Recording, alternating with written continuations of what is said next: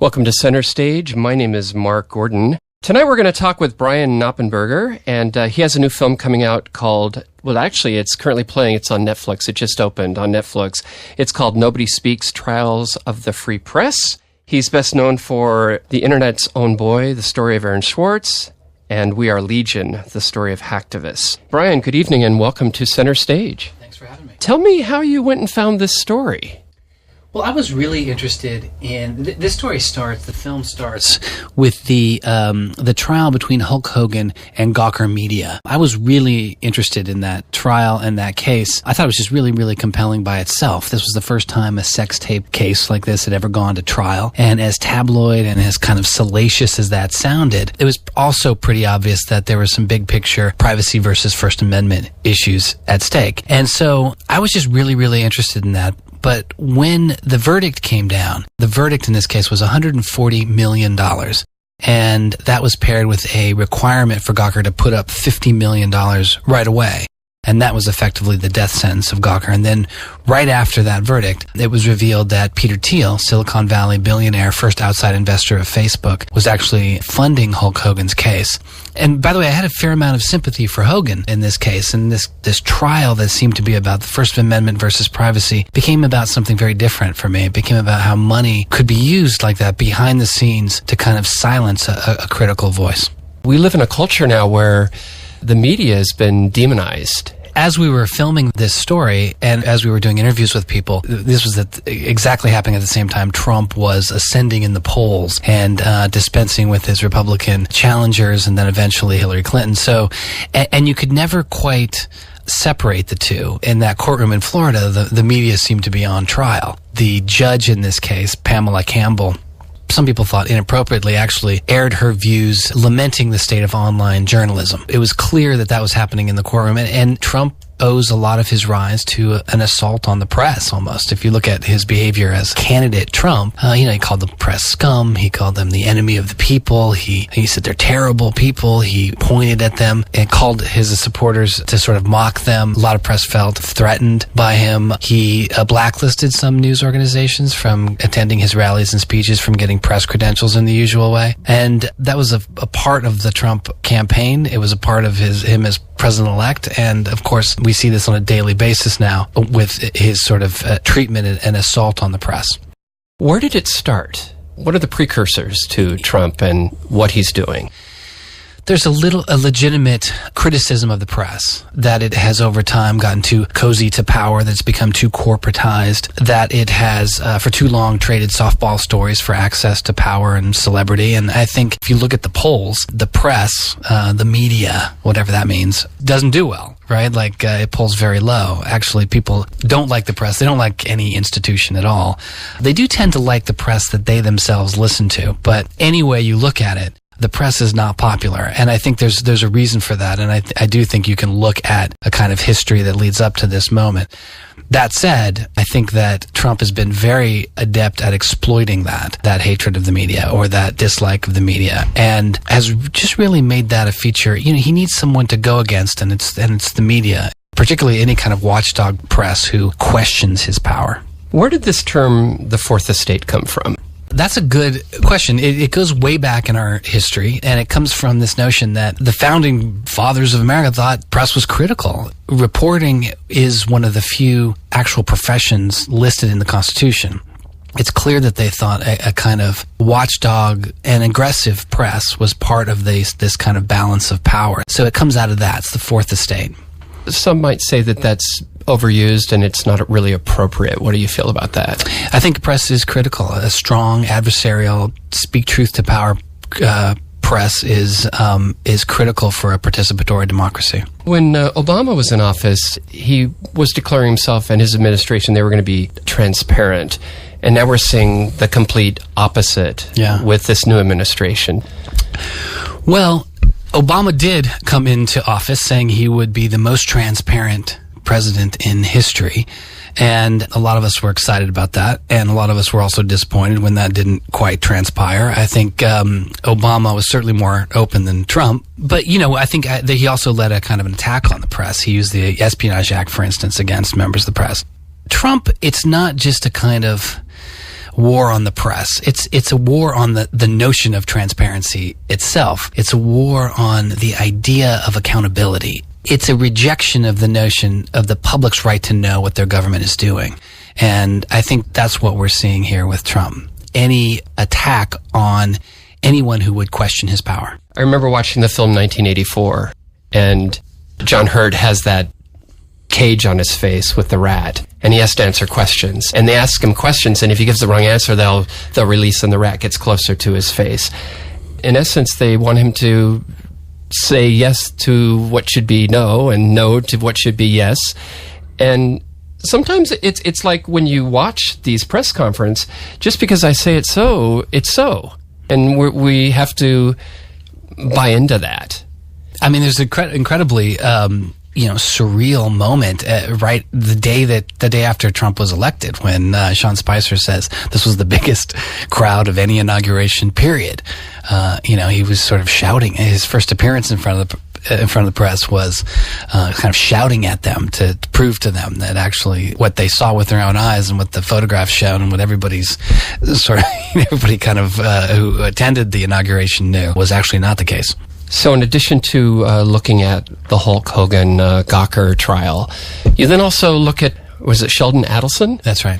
And how he buys the Review Journal newspaper. And it reminded me of a case I was watching the film The Corporation, and they had a piece about journalists that were covering the dairy industry, and the dairy industry was putting Proszak in the milk, and it was bad. The cows were getting sick. This was Fox News. They were doing this hard news piece, and then they got pressured by the dairy industry. The dairy industry threatened to pull advertising dollars unless these journalists would water down their story, and they didn't want to do it. Flash forward to Adelson buying the Review Journal. It's taken it one step further. Yes, I think that's exactly it. First of all, that's a perfect example of why we need a strong press, adversarial press, to look at those kinds of incidents. I mean, it's the kind of thing you need before you get to all the other stuff that you care about. You need to be able to arrive at the truth somehow about the climate, about the milk, dairy industry, about anything. The Las Vegas Review Journal story is, I think, really interesting. It was really compelling to me because the reporters there, as the story goes, the reporters all kind of got called into a big room one day and were told that in a big meeting that their paper had been sold, and they asked, well, who bought it? Which is a natural question for anybody in any business, but particularly so if you're a reporter.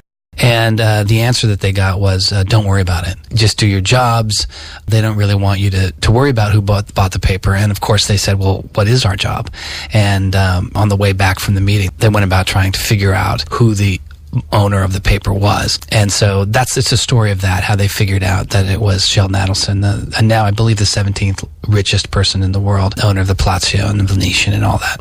My ray of hope, and it is a ray of hope. I mean, I do think that journalism is very, very vulnerable right now and is under threat. But I do think also that, there's something about Trump and Trump coming into power that has reinvigorated the press in some ways. As I said, I think there's really legitimate criticism of the press, that it's gotten too close to power over the years. And so now they found themselves kind of back on their heels going, well, wait, what are we going to do with this guy? And then there seems to be a kind of awakening to the idea that, or let's just say remembering what they were there for in the first place, which is to question, be skeptical of people in power. And so you see some great reporting. You see great reporting being done by the Washington Post and the New York Times and all that. And so I think if there is a ray of hope in all this, I do feel like that maybe there's a reimagining of what's possible here. When did you start making the documentary? I was paying very close attention to the trial as it was happening, but we actually started filming right after the trial. The verdict, the $140 million verdict, and then the revelation that Peter Thiel was behind it, that's what made it click in. That's when we knew we were making a documentary. And the reason why he gets involved is... There's some speculation about that. What Peter Thiel has said publicly is that he was upset that they had outed him on their pages in 2008 in a title with a typical snarky Gawker headline, Peter Thiel is totally gay, people.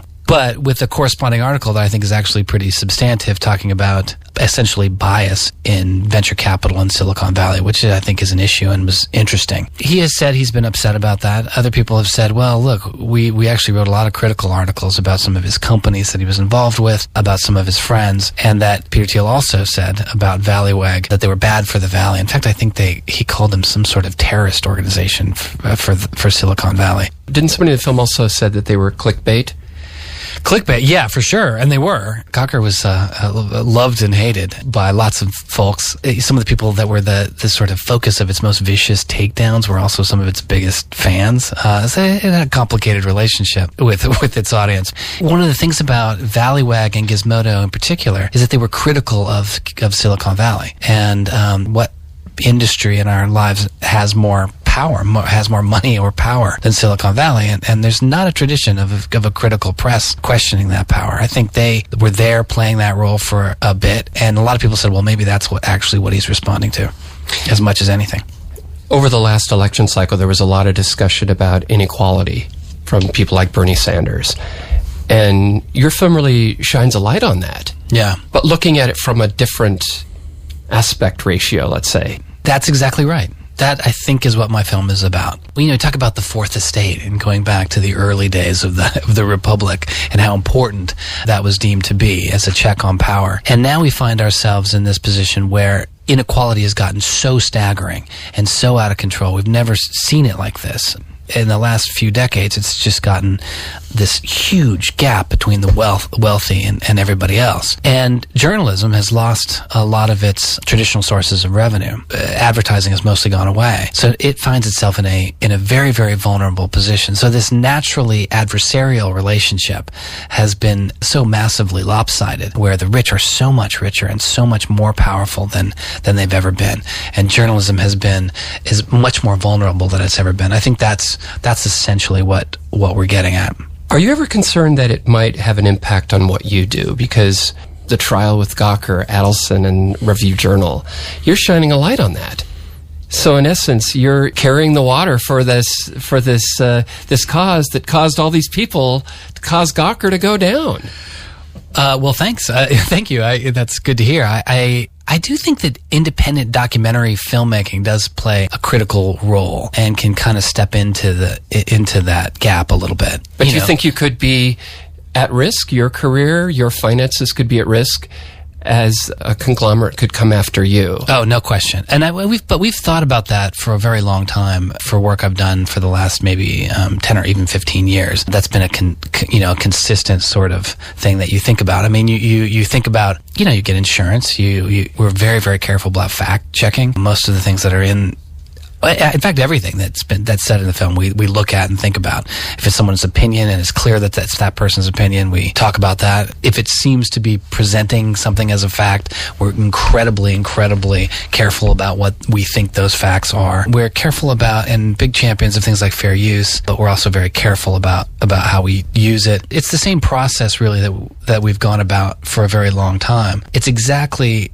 the kind of thing that you think about and worry about. I think that it applies to all of journalism, most of media that's working in news in any way, and also documentary filmmaking. We're talking tonight with Brian Knappenberger and his current film, Nobody Speak, Trials of the Free Press. You can currently get that on Netflix. That's right. Netflix has been good to you. Well, actually, the Sundance Film Festival was good to you. Yeah, we premiered at Sundance, which was really, really exciting. I mean, Sundance is just an amazing place to premiere your film, because you're working so furiously for so long just to get there, and then suddenly it's in front of audiences for the first time, and you're sort of seeing how people react. It's really, really exciting. But Netflix is really blazing a new trail, and I'm incredibly impressed with the documentaries that they've had, and the platform that they've given to this kind of voice. They've proven, like it needs to be proven. I mean, this is proven. I've been doing this enough to know that that there's always been an audience for documentary films, but Netflix has just been amazing in the way that they've given this new platform. If you look at the arc of your career, starting with We Are Legion until we're sitting here today with the new film Nobody Speak, do you see a progression how you've honed your craft I think every project you evolve, and every time you tackle a story, it has new challenges, which is one of the exciting things about making documentary films. I mean, for me, to be really interested in a story, I think and to actually make a film about it, I'm realizing it really needs to have two basic things. It has to be compelling on a human level. It has to be a compelling story that you can tell somebody and they'll be interested in. Number two, it has to have a bigger context. So this story has to kind of exist in something that's reaching for a bigger meaning, some new way that the world is changing, or some new insight about what's happening. You know, it has to have both things. Things can be a great story and not have a deeper relevance, and it's probably not enough for me. And if it has a deeper relevance only and it's not a compelling human story, it's probably not going to be entertaining and engaging at an emotion level that you need. So that's the kind of thing you start to realize and hone in as you do this more and more, and you make films and you engage with stories. How do you make a compelling story and at the same time reach for something that's bigger? Seems like your films have kind of focused on this theme of David versus Goliath. That's true. Someone pointed out that David generally loses in the end of my films, though. And that made me have to sort of do some thinking. Generally speaking, I'm also really interested in technology, the way technology is shifting and changing our lives, it changes the way we communicate, the way our private information is being held, the way it kind of has this ripple effect to nearly every part of our lives. And the way that creates tension often with what you might call traditional human rights or civil liberties. These things that we've kind of decided are the right way to govern ourselves, to think about the way we treat each other, the way we behave, and the way that those two things kind of, when that tension is grinding together, and that's someplace new. That's something that we're currently as a culture trying to figure out. And I think most of my stories live in that little area of tension. Do you think with this film, because you have Trump in it, and it could polarize an audience? I think it definitely is polarized. Yeah, I mean, I think is that a good way to gauge that? Does that work in your advantage, or? I like that. A good way of sort of witnessing that is just to look at YouTube comments or Twitter. Or what have they said? Well, it's overwhelmingly positive, first of all. But yeah, we are very critical of Trump's attacks on the press, and we're critical of the secretive way that both Adelson and Thiel went about what they did and what we did. The secretive aspects to it is the part that really bothers me. And we live in a world where the political discussion is highly polarized and sparks fly. But I like talking to people actually that disagree with me. I like trying to understand where they're coming from. I like the fact that a film and a story can spark that kind of discussion. I think you can't be shy about it. I think you have to just jump in. This is the discussion we're in right now, and you can't back away from those voices. I was really surprised at how many people knew of the Hulk Hogan Gawker trial.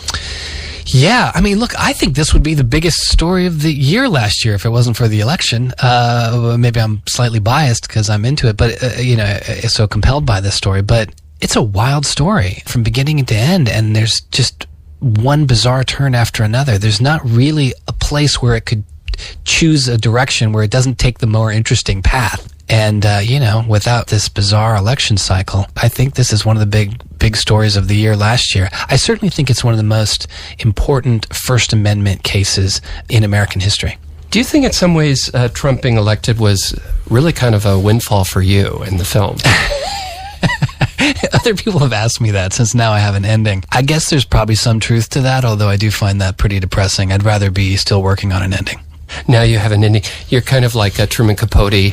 Please die, people. Oh my God. Please, because he couldn't do anything until the people that he was writing the book about were executed. Right. That's such a, yeah, I know. And the other one is, didn't Kurt Vonnegut said he's the only person that ever benefited from the attacks on Dresden because he wrote a book, Slaughterhouse-Five, about it. And he contended that no side had any benefit in those bombings.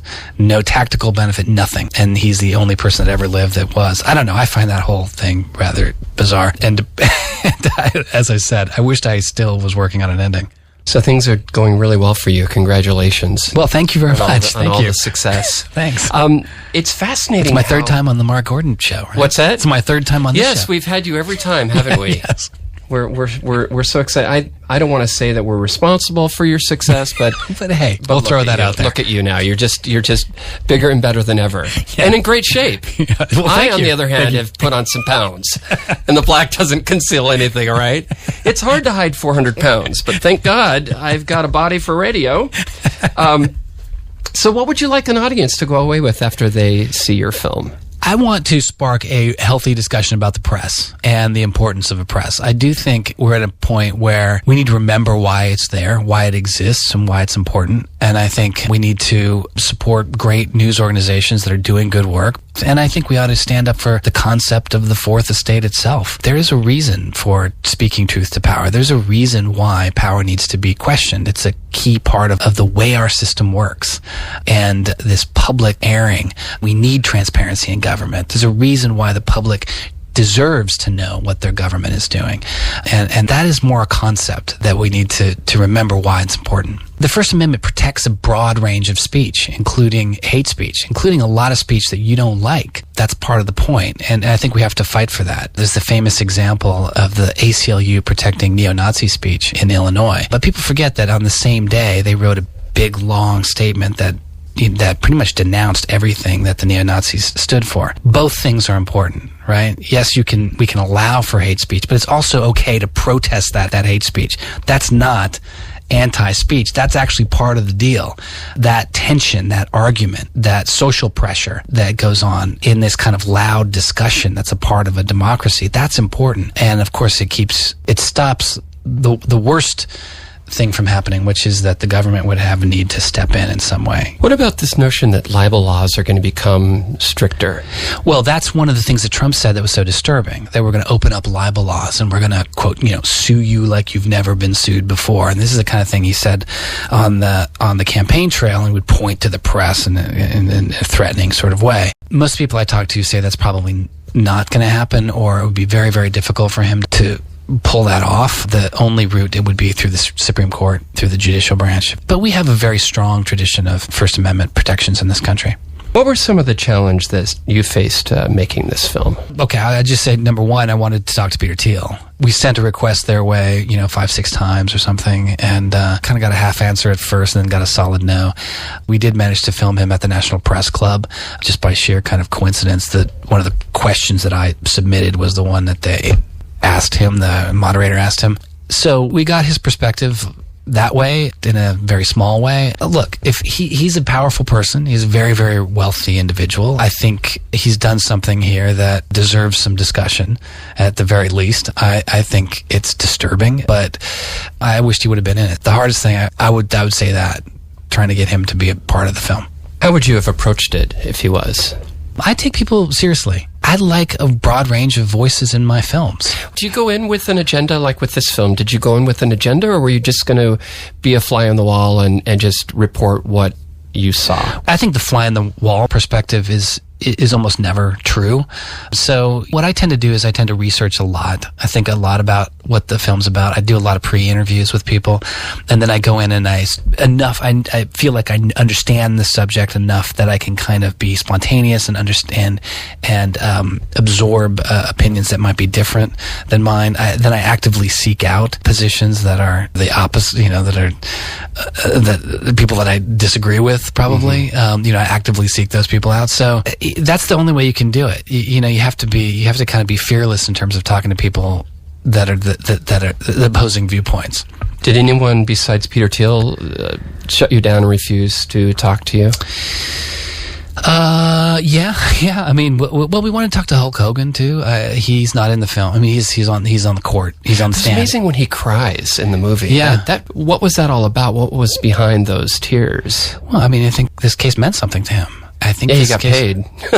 Yeah, he got paid for sure. But I think the tears is something else. I think he was sort of carrying this for a long time. I'm assuming. I don't part of this is me, maybe guessing a little bit. But I don't think you see tears like that unless it really does genuinely mean something to him. And like I said, I have a lot of sympathy for his part of the case. I didn't pick this case because it was easy. right? I picked it because it was difficult, because it was on the fringes of acceptability. I thought it was important right from the beginning. I thought this was an important First Amendment case right from the beginning. But the fact that there was this Silicon Valley venture capitalist operating in the background, totally in secret, with a thumb on the scale, that seemed to make it something very, very different. Suddenly, that became the story. When you first got into this topic and you started to peel back the layers of the onion, let's say. Yeah. The layers of the cinema roll. Or the Cinnabon?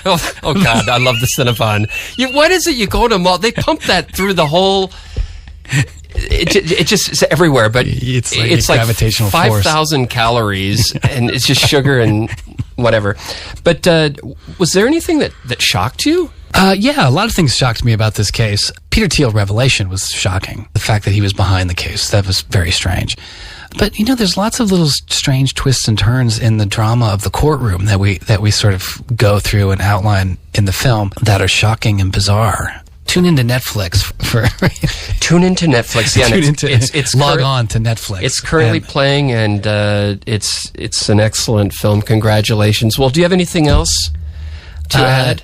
No. I think. Are we going to be surveilled? Do I need to? I think we've. Do I need to sneak already. Out of the?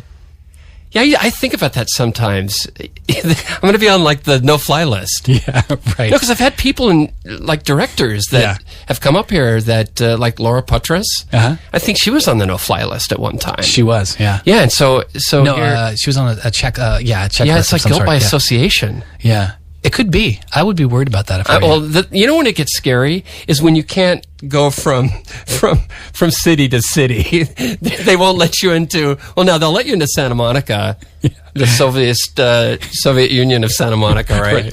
Right. But you can't leave. But you can't leave West Side LA, you can't basically. go. You can't go anywhere else. Yeah. Well. What's next for you besides, this one you're going to be doing? I mean, you've been doing a lot of press.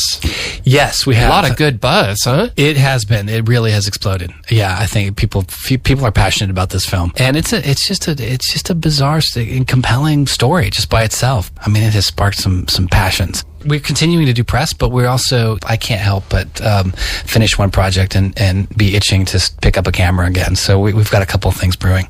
Well, now, do you actually run the camera yourself, or you have a team that does that for you? We have crews that do that with us, but my actually background is as a camera person, so I. But your voice on screen is perfect. Thanks. You are a journalist. Yeah, thanks. Yeah, and I feel more journalistic just having you sit. I'm bringing it up a notch in this here. Close to me. Thank you so much, Brian. Well, listen, thank you so much, and thank you to Netflix for having this film and putting it out there into the world. And best of luck with this and your other projects.